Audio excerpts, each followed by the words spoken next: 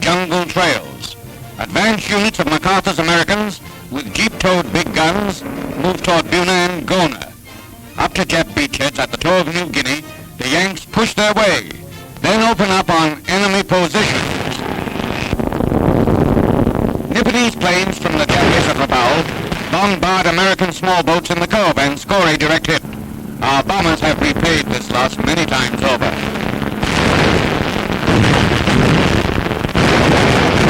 Out of the Buna jungle, native bearers bring wounded Yanks. The fighting on this front is grim. Jap strongholds have been taken only at the cost of sweat and blood.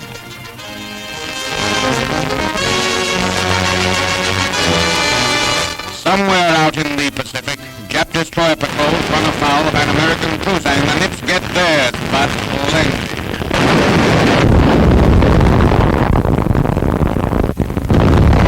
Under withering fire, 2 enemy ships are sent to the bottom, and U.S. rescue boats go to pick up survivors. Contrary to propaganda, those Nips like to live the same as anybody else. Not a suicide in a boatload.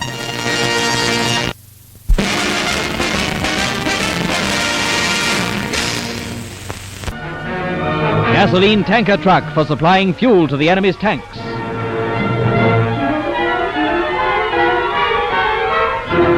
The Japs have used bicycles extensively in all their campaigns, especially in Malaya. The owner of this one didn't get far. He is in fact now with his ancestors. The bayonet is more or less orthodox, but a most interesting piece of the little brown man's equipment is a bulletproof vest.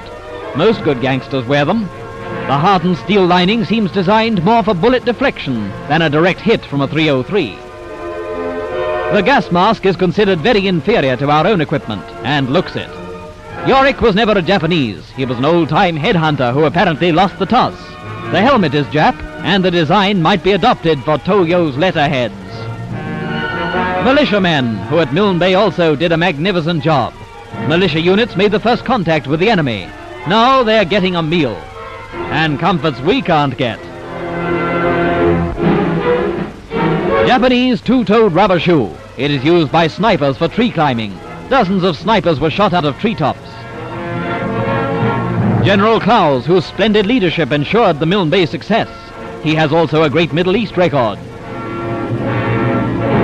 No praise is too high for the magnificent work of the RAAF Kitty Hawk fighter squadrons.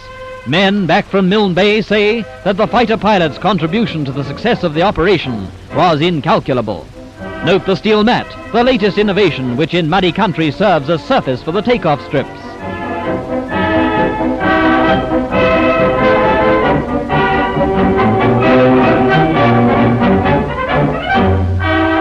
These RAAF youngsters swept Jap air opposition from the Milne Bay skies.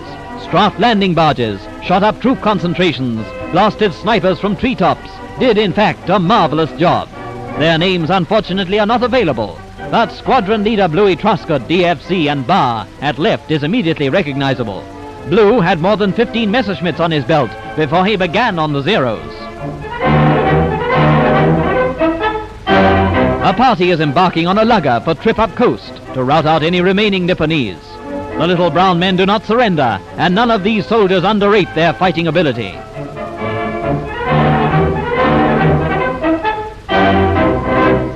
The Gilly Gilly did service in peacetime for the plantation of that name. Right now she's seagoing army equipment, and her complements seek nothing better than a brush with any remaining Nips.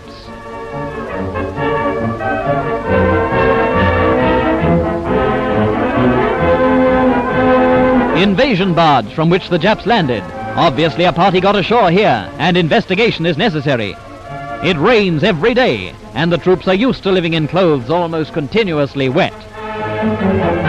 These specially constructed barges are of steel and can carry about 60 men. The attention this one received from the RAAF is evidenced by the cannon shell holes. Milne Bay was a definite blow to Japanese strategy. With success here, Moresby would have been held in a dangerous pincer in view of the backdoor attack on the port now proceeding. Milne Bay proves the Jap, no Superman, that he can be licked. The whole Allied world hopes soon to see the other arm of his pincer movement towards Moresby lopped off short. The shorter, the better.